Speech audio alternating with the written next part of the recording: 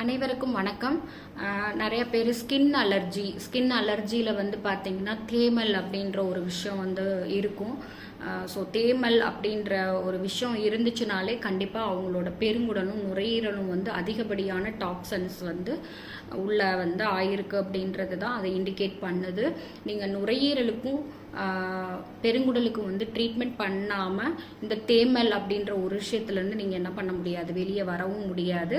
So இந்த மாதிரி skin allergy இருக்கிறவங்க அடுத்தவங்களோட டவலாக இருக்கட்டும், சோப்பாக இருக்கட்டும், வேறு ஏதாவது ஒரு திங்ஸை வந்து யூஸ் பண்ணுறதையோ இல்லை அவங்களுக்கு யூஸ் பண்ண விடுறதையோ நீங்கள் என்ன பண்ணிக்கணும், அவாய்ட் பண்ணிக்கணும்.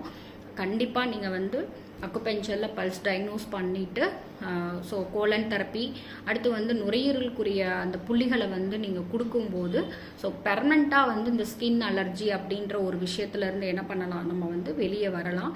ஸ்கின் அலர்ஜி அப்படின்றத அப்போதைக்கு வந்து நீங்கள் ஒரு ஆயில்மெண்ட்டோ இல்லை வேறு ஏதாவது ஒன்று நீங்கள் எடுத்து மேனேஜ் பண்ணாலும் அடுத்து வந்து ஒரு சளி பிடிக்குது இல்லை சளி பிடிக்கிற மாதிரி ஏதோ ஒரு உணவுப் பொருட்கள் எடுக்கும்போது அது அலர்ஜியாக என்ன பண்ணும், திரும்பவும் வந்து அந்த இடத்துல வந்து ஒரு இச்சிங் வந்து காட்டும்.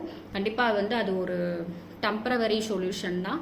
ஸோ அக்குபெஞ்சரில் நீங்கள் டயக்னோஸ் பண்ணிவிட்டு அதோட ரூட் பேஸ் என்ன அப்படின்ற அந்த ஆர்கான்ஸ்க்கு நீங்கள் ட்ரீட்மெண்ட் கொடுக்கும்போது இதிலிருந்து கம்ப்ளீட்டாக நீங்கள் ரெக்கவர் ஆகி வெளியே வரலாம். தேங்க்யூ.